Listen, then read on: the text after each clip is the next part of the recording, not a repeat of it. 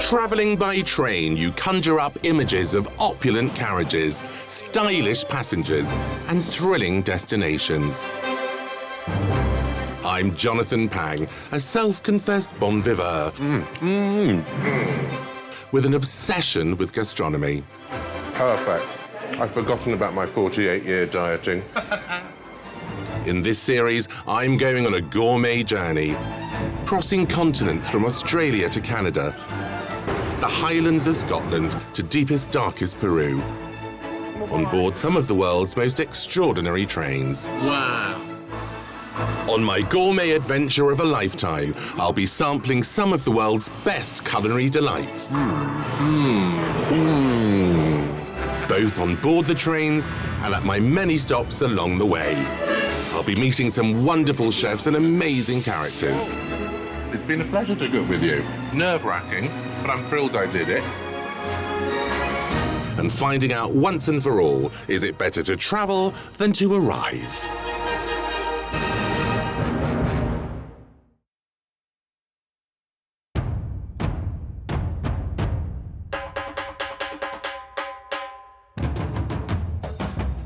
I'm on a once-in-a-lifetime trip to Peru, situated in Western South America.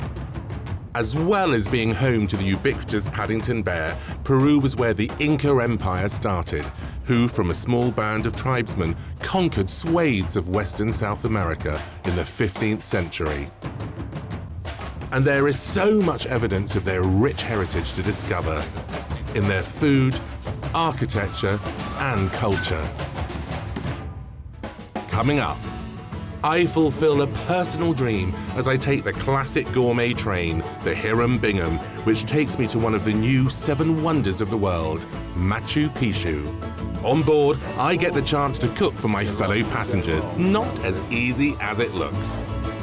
Yeah, that's more or less a dive, isn't it? In Peru, I try local delicacies, some delicious, others more difficult to stomach.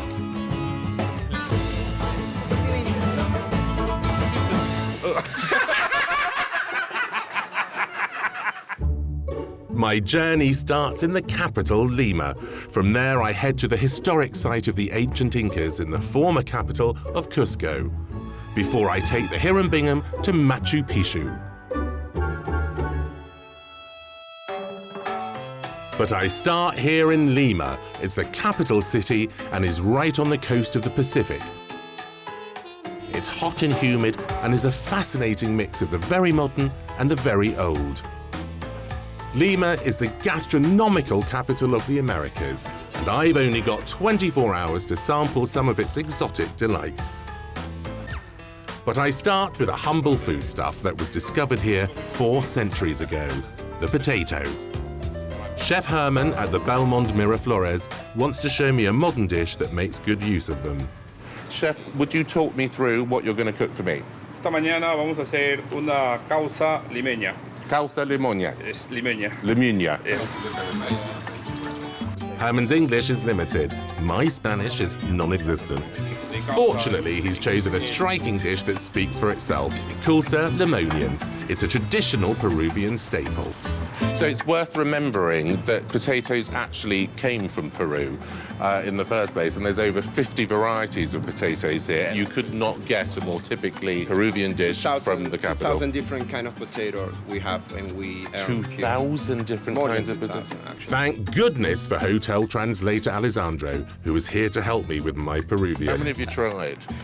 At least 10, yeah, At least because 10, Peruvian okay. like very much. The potato is this part is the same, it's yellow potato. Oh, okay. And this one is the purple potato. So the purple potato, this was how potatoes first began its life, purple. Like carrots in India, isn't it? Right, well, I haven't had lunch, so I'm getting a bit peckish now, so let's get going on this. Something else that you will see a lot of here in Peru is peppers. This passata of peppers have been pulverized into a pulp. Look, it's like a traffic light, isn't it? So those peppers on their own obviously are very spicy. So what Chef Herman has done, he's de-seeded it, he's skinned them, and he's boiled it down and sieved it, rather like you would if you were making a passata. Each pepper passata is mixed with potato. So it's really about the colours, and it's about just a subtlety of flavour. They're not too picante. So we've got a quattro of mash, all these lovely colours here. So what, we're going to divide them up again? It's a lot of bowls, isn't it?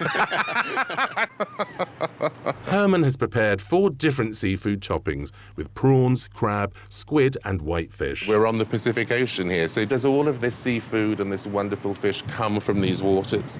It is, yeah. Okay. This is the crab with regular mayonnaise and a nice little hot pepper. Is it the Scotch bonnet, chef? Which pepper is it? Is it this one? This one. This one? Yes. Oh, that's not too hot. Let's put a little bit more Okay. in. Just a little bit for luck. It seems to me like we've used up almost 100 bowls, but I'm happy to say we're now ready to plate. We've all made shapes out of potato and been told as children not to play with our food, but Chef Herman is taking this to an art form. Now, what shape would you call that then? Is it chef hat shape? Oh, yeah. Well, actually, yeah, that's Yeah. what most of the chefs use here.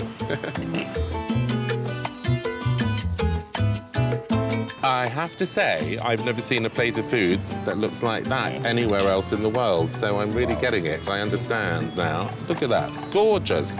I love this. You're not just a pretty face after all, are you? What a little work of art that is. Ah, finito. Gorgeous. That is absolutely beautiful. Causa limeña. There we go. A bit of lima on a plate, and it looks like a damn good plate to me, so can I go and eat it? Causa limeña. Causa limeña.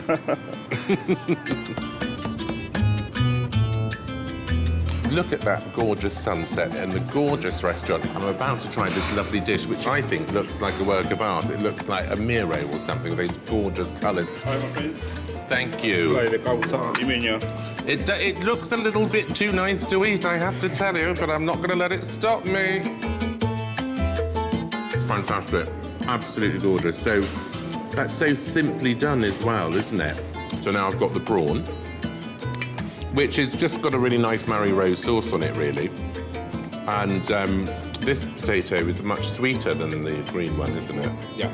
It's just really fresh. I mean, you know, you think of mashed potato and you think of things being quite heavy, but the toppings just really freshen it up and make it light. Because the lemon, the juice lime makes everything much fresh. It's such a creative thing to do with mashed potato. It's a real celebration of the heritage here.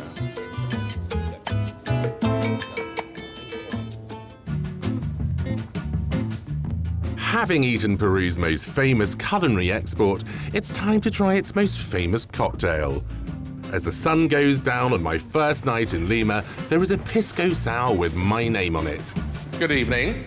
I'm Jonathan. How are you? Very well. Now, Alessandro at the hotel tells me that you make a very good pisco sour. Is this true? Yes, the cocktail. 2. Pisco. So pisco. So this. Pisco. Okay. Tell me how pisco is made, because Pisco I've never had is it. a spirit that prepared with grapes. So what else are you putting in? Is that lime? Lime, fresh lime, but this is lime from Peru. Yes.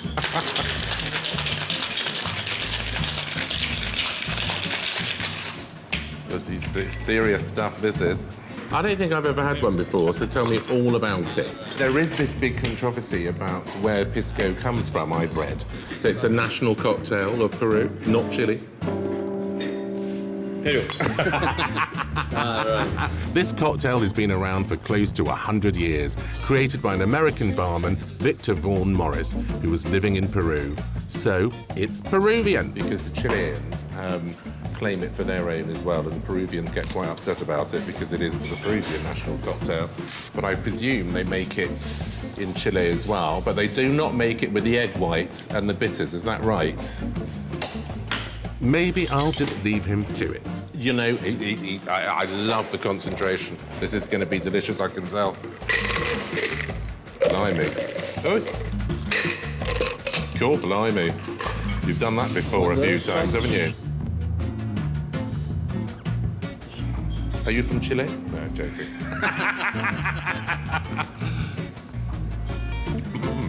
Lovely. Delicious. Very delicious. And it's not that sour. Yes, it's a very dry sour. It's like 3 different sensations, because when you look at it and smell it, because of the egg white, it kind of, you don't feel that it's going to be particularly alcoholic. And you start drinking it and it's quite refreshing, and then you get the little hit of the bitters, and then it gets really, really dry. But it isn't sour, so it's sort of, it kind of assaults the senses, if you like, because it's quite unexpected. I better have another. It's been a pleasure. And I'm here for the night. Of all the bars in all the world, right now, I wouldn't want to be anywhere else.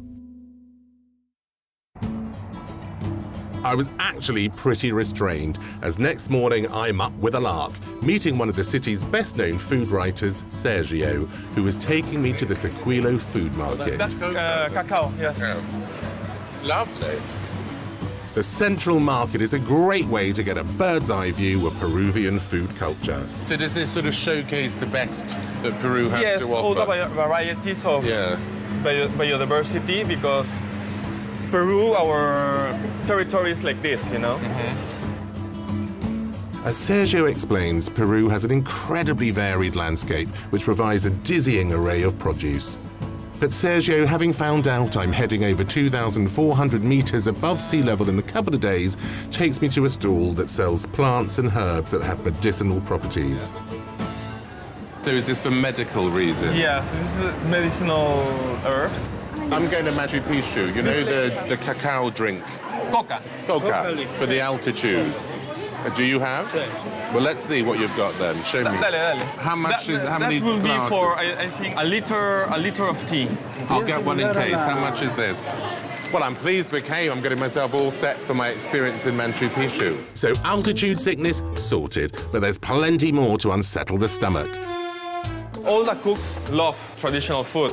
Is this traditional? Yes. What about these here? That's Interesting. dried alpaca. Dried alpaca. Yeah. I like alpacas, not to eat though. And it's not long before I bump into an old nemesis of mine. Eso es navaja, no?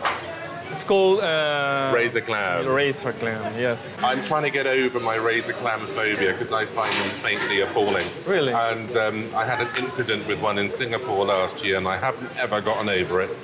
The memory of it haunts Dice que me. se asustó. If you want, you can try something. So I don't want to try the razor. Look at it. It's nasty. It turns out this fishmongers also have their own secret kitchen where they cook their delights for regular customers. Lucky me. Okay, does she want to show me what she does? Yeah. You want to show me? ¿Quieres enseñarle cómo lo haces? Okay, come on. I'm now old and I have to get over the phobia, don't With a I? little It's now or olive oil never. also. I really can't get out of this one. Yeah. The first step before eating one is being able to touch it. What do you think?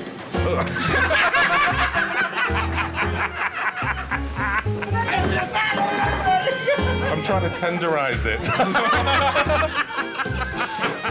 You better do this quick or else I'm legging it. ¿Cómo te llamas? Sandro. Try and make this delicious for me. Look at that big octopus there. Look. Quieren cerrar. They want to close.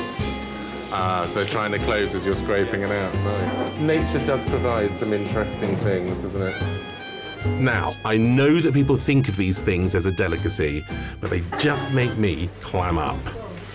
Go on, get in the pan. Well, the garlic smells nice. And some white wine. And a little bit of fish stock. And that's it.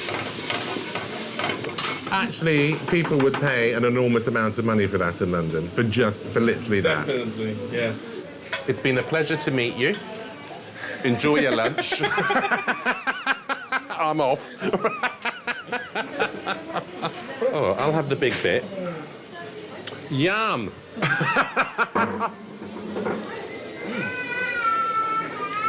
Actually, it's quite nice. Very good, very nice. Would you like some more, Sergio?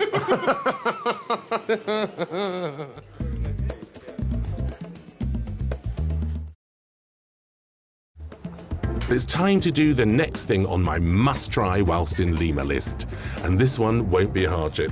It's ceviche, my favourite Peruvian dish. Sergio has given me a tip-off about a chef around the corner who is gaining quite a reputation for his unique fusion take on this classic.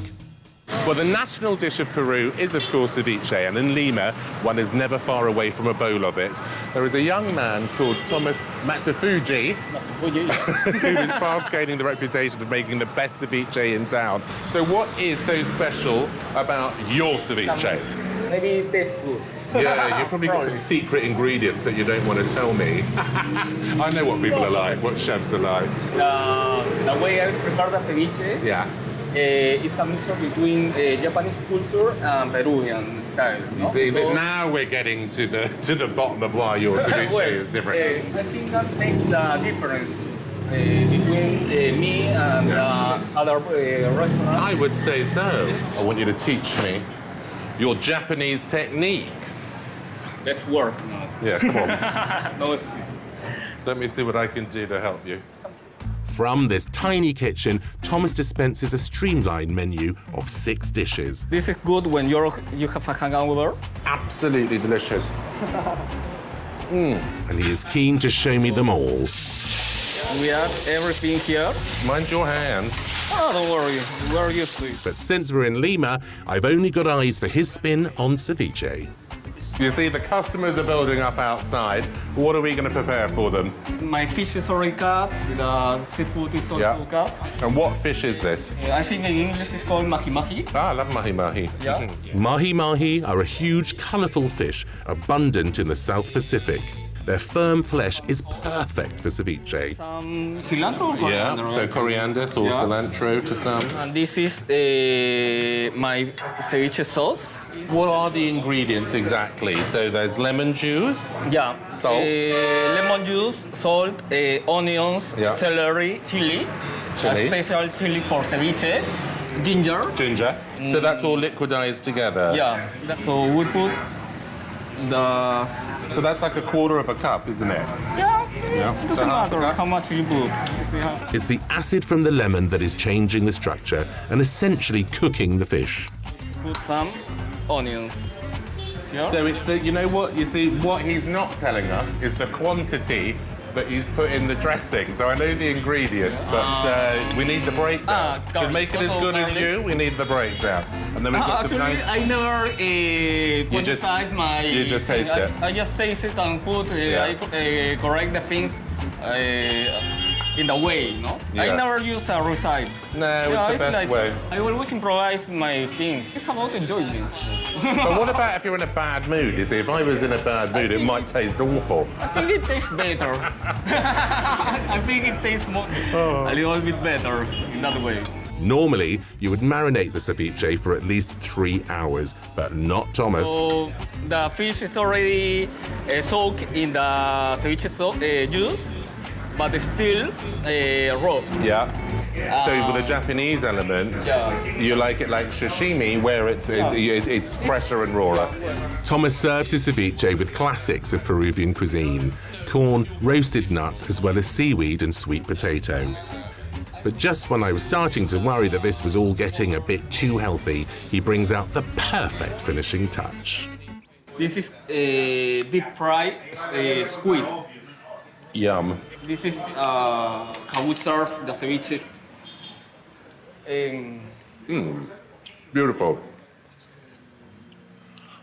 It's so refreshing. I love ceviche anyway, but yours is absolutely fantastic, and it's not overcomplicated. Yeah. 'Cause I always put too much, I always add too many ingredients in mine. It's absolutely the perfect balance, I have to say. It's all about making a good balance Yeah. with the sweet potato and the corn. And it's so healthy for you, isn't it? All of this is, I mean, okay, apart from the deep-fried squid, the lovely fish and the dressing with the lemon juice and everything, there's nothing wrong with that at all. It's incredibly healthy, and for £4. Good for diet.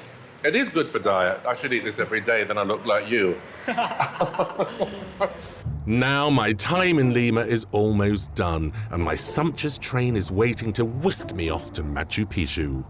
But I have 2 more things left on my to-do list, so I can put my hand on my heart and say that I've had the bona fide Lima experience.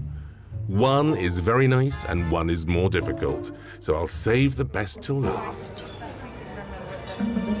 I've come to Huancahuasi to try another Peruvian speciality. Believe it or not, guinea pig, or cuy.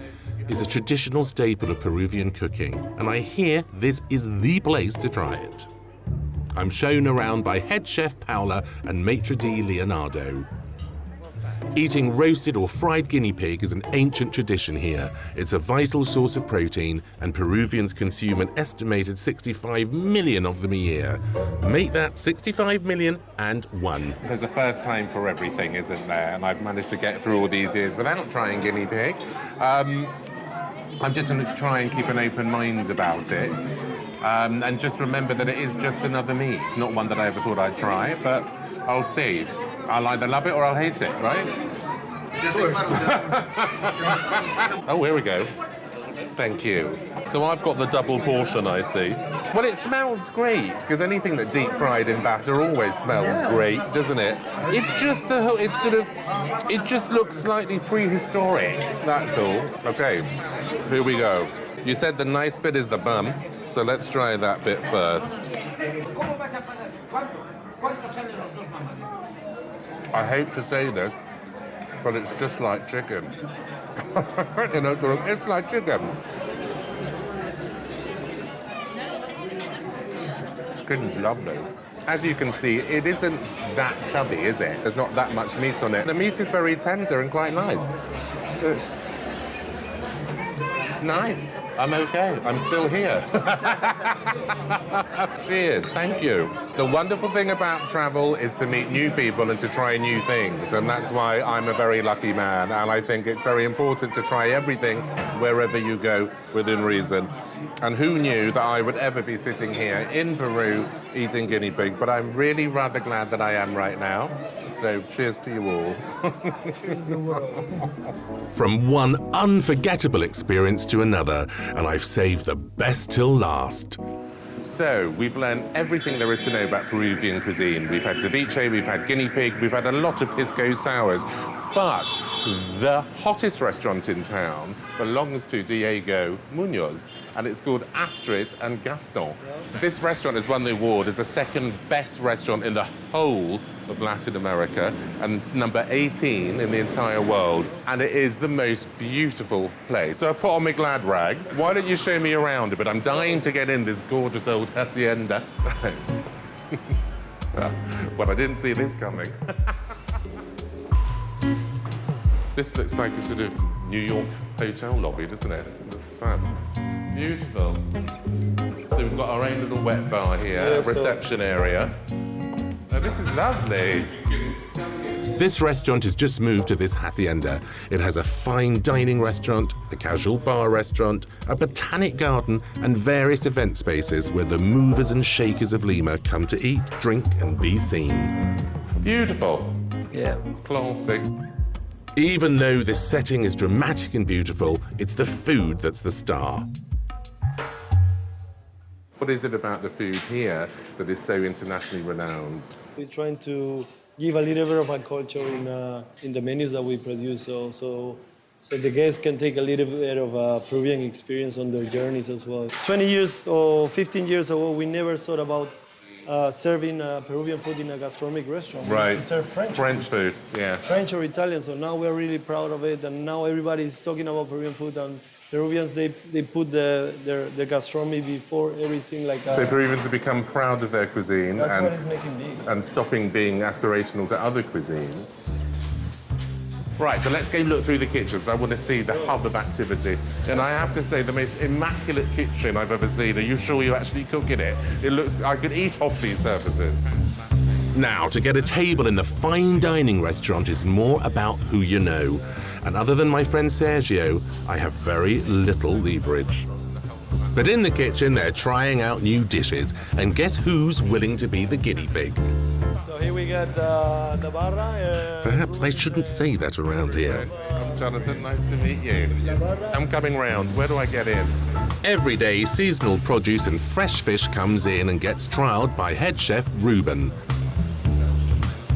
We start with something that looks like a potato, but is in fact a root vegetable called yuca, which is popular here in Peru. You can find this only in Peru. Smell?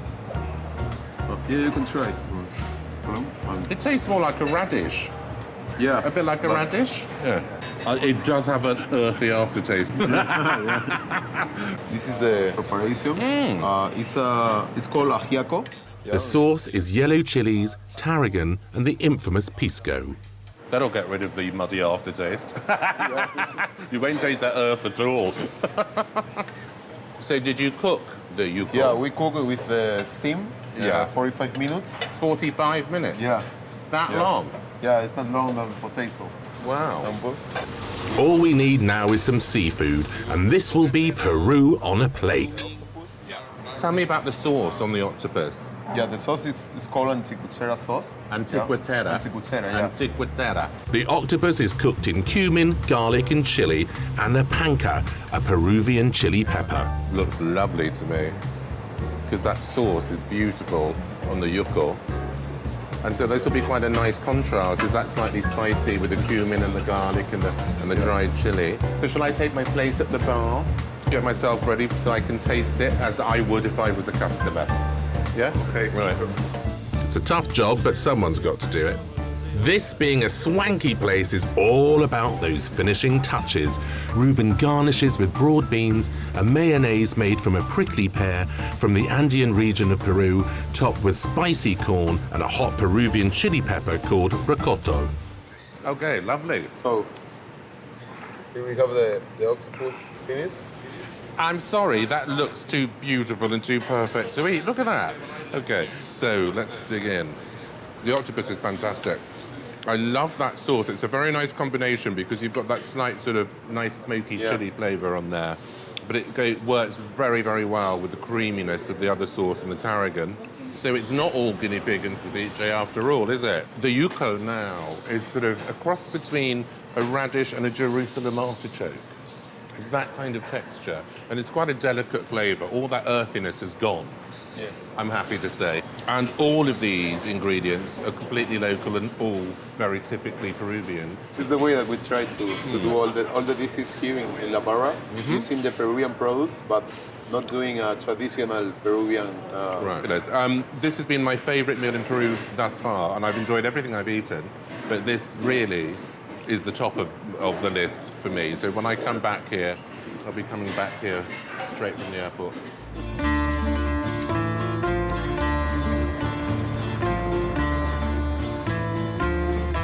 My journey has taken me from the vibrant modern capital Lima, some 600 miles east and 500 years back in time, on the trail of the Inca Empire.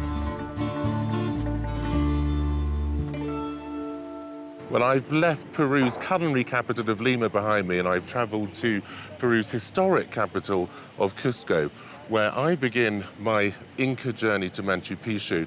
I'm loving the look of Cusco. It's a really beautiful preserved city and these gorgeous cathedrals. It's obviously very Spanish. This is a lovely contrast to Lima, because Lima is a very modern, bustling city, and this just looks what I imagine Peru to look like.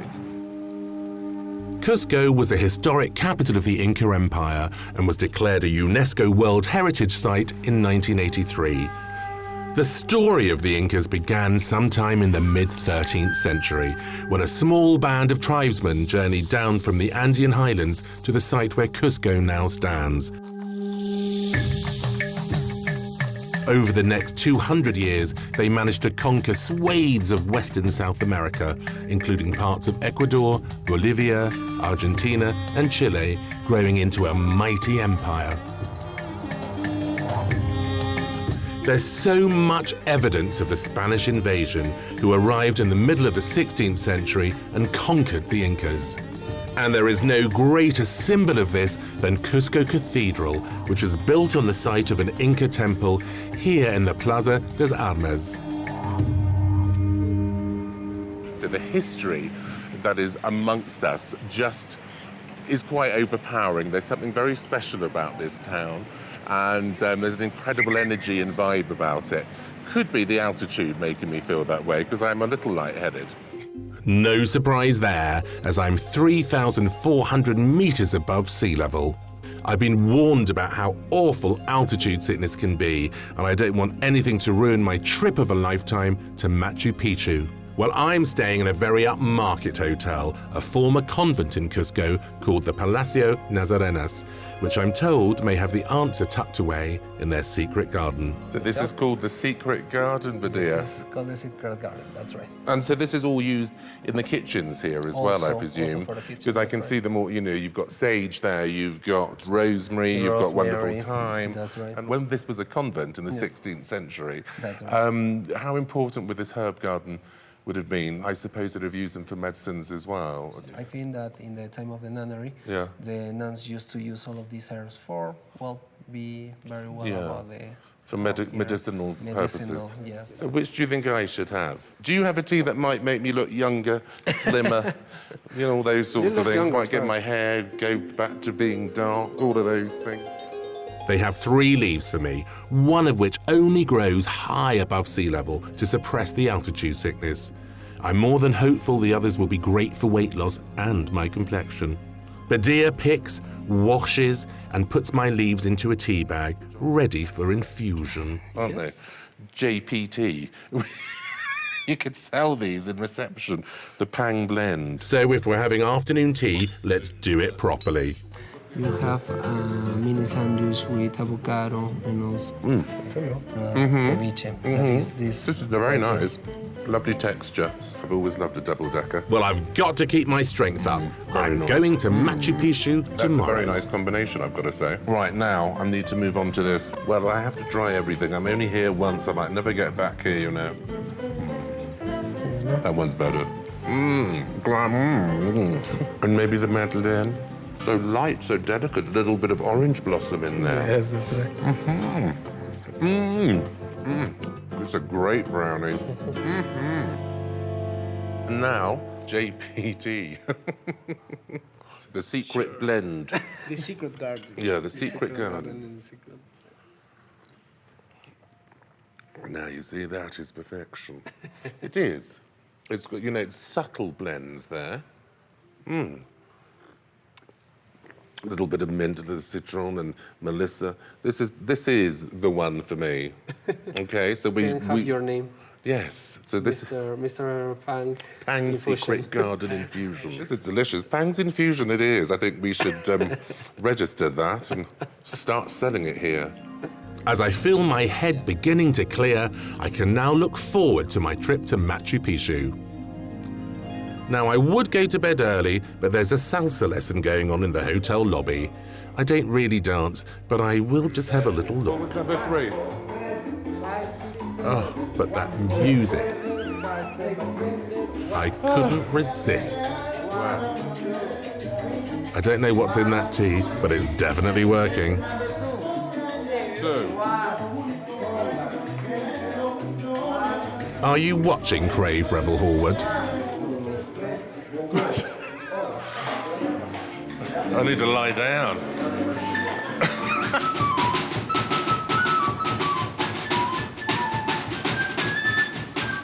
Well, that moment that I've been waiting for all my life is finally here.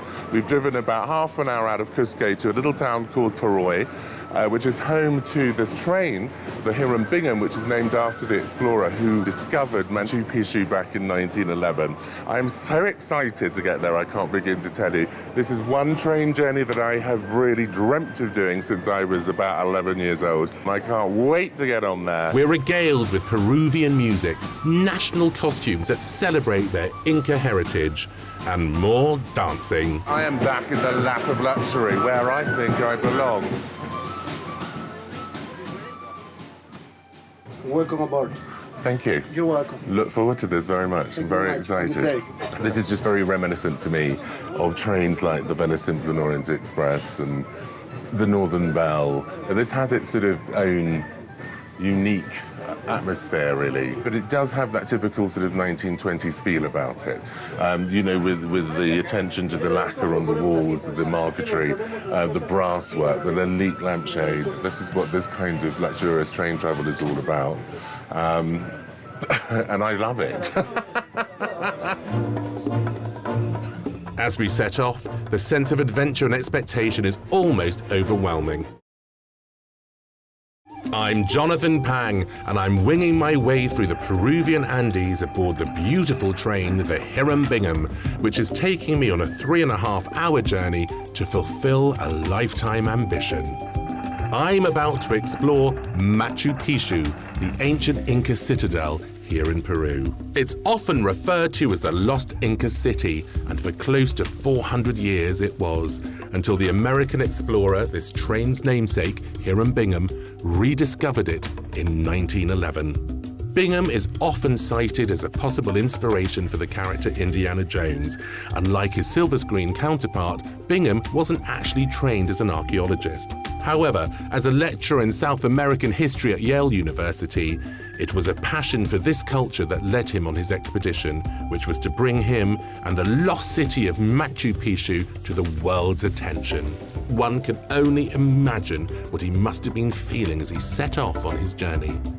Right now, I'm feeling rather intrepid, so I'm making my way into the galley to see what's on the menu. And I need to know as I'm helping to cook it.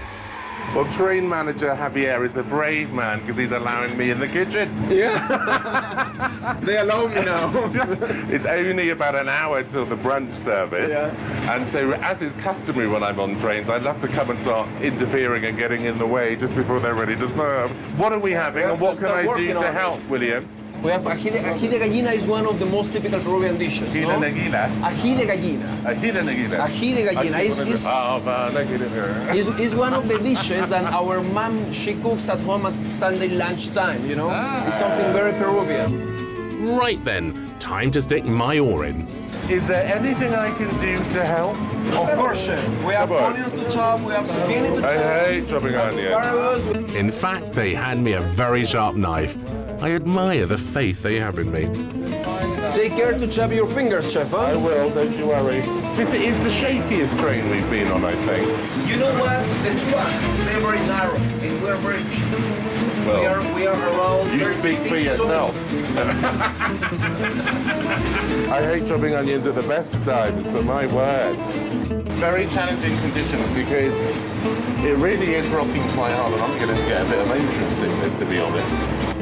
Head chef William doesn't look best pleased. He's not looking happy. But in triumph of hope over experience, he lets me loose on the main course, which is rolled chicken breast in pasta and olives. See, a lot can go wrong, can't it? So this is my lunch today, which is a very traditional Peruvian lunch. What's the name of the dish again? Ají de gallina. Ají de gallina. Ají de gallina. Ají de gallina. Can't speak the language, cut straight or stand up, it's going awfully well. I am far too tall for this kitchen. I'm too big, I'm too tall, too everything. Oh, Time to make a dignified exit. I'll leave you to it. Oh. Well, an exit anyway. Watch your head. Very tall.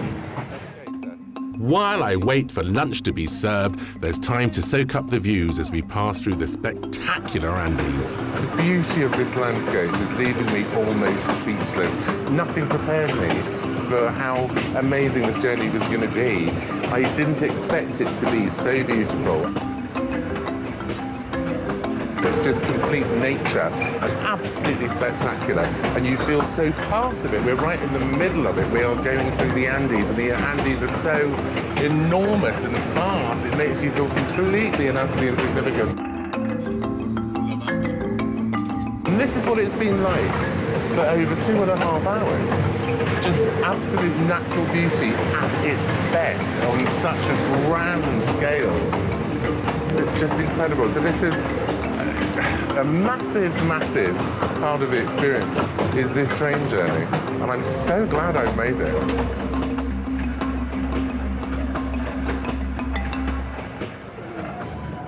Unusually, I've lost my appetite. The scenery is just giving me such sort of mixed emotions. It's like a complete feast for the eyes. But as I sliced it, I suppose I'll give it a go. So this is the Peruvian traditional Sunday lunch, and apparently, according to Javier, the train manager, the chef makes it just like his mother and grandmother used to make it. It's really nice kind of comfort food, so it's sort of a roll of black olive pasta, And the stuffing is chicken breast and with lots of nuts and some cheese. It's very, very tasty. And as we've seen before here in Peru, they make these wonderful sauces from all of their lovely peppers. So this is a nice yellow one, which is a bit sweeter than, let's say, the green and the red one. Oh, lovely. Very nice. It doesn't get much better than this. The food and the views are wonderful, and I'm about to fulfill a lifetime ambition. I'm going to take a moment to savor it all. Well, here I am, ready for Machu Picchu. Feeling very excited about it, almost nervous with excitement. It's been such a spectacular journey here. The clouds coming down, sadly, but we are very high up. Anyway, rain isn't going to spoil anything for me. As soon as you arrive, it becomes immediately clear why this is Peru's most visited tourist attraction. It was completed at the height of the Inca Empire around 1450, but abandoned just over a century later in 1572, after the Spanish arrival in Peru. Machu Picchu was built in a typical Inca style. We can still see evidence of their expertise with beautiful polished dry stone walls of quarried granite stone, cut so precisely they fitted together without mortar. It is estimated that 60% of the construction was underground, including deep building foundations and crushed rocks for drainage. Archaeologists and historians have debated what the ancient city actually was, but have come to believe Machu Picchu was built as a royal estate and religious center for the 15th century emperor Pachacuti. It is thought that up to 1,000 noble men and women lived in its dwellings, which included private gardens and bathrooms. What Bingham discovered in 1911 was mostly jungle, but was the first person to bring word of these ancient ruins to the outside world. The process of restoration is still ongoing. One of my dreams have come true, and I've wasted almost all of my life wanting to go there, and it didn't disappoint me at all. It just hits you to think, wow, how is this here? How did this happen 5 centuries ago? And I feel very lucky right now to have experienced a real wonder of the world.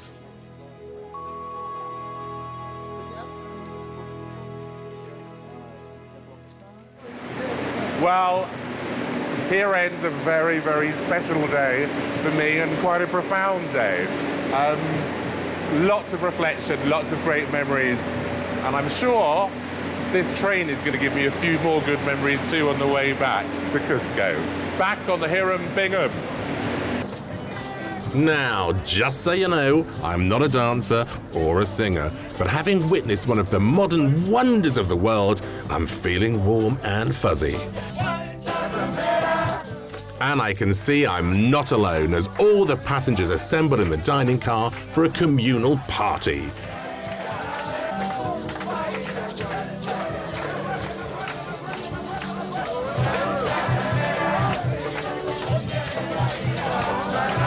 So if you get past the tambourine, you get up and shake your stuff. I know when I'm outnumbered, outdanced, and out of here. Done. Oh, thank you. What a wonderful time I've had. Thank you very much. Wow. And there ends my tour of Peru. And what a fantastic and memorable experience I've had. Machu Picchu is really a once-in-a-lifetime experience, and so is this wonderful train. I've had a wonderful night, great food, great company, and memories that I will cherish for the rest of my days. I came to Peru with a few preconceived ideas, but have discovered a beautiful country full of lovely, passionate people who are more than happy to share their rich food heritage with me. Everything here. The food is important to the Peruvians. It's mostly cooked in humble places with very little pomp and circumstance, but that doesn't stop it being gorgeous. Absolutely delicious. I've tried a few things I never thought I would. but I can see why it's a cuisine taking the world by storm, especially having seen the humble potato turned into a gourmet meal. What a little work of art that is. Gorgeous. The ceviche is to die for, and let's not mention those pisco sours. I've been serenaded. I've even had a sing and a dance myself. The train journey to Machu Picchu was a joy. Nothing prepared me for how amazing this journey was going to be. But finally, visiting the ancient Inca ruins at Machu Picchu was truly awe-inspiring and is one for the bucket list.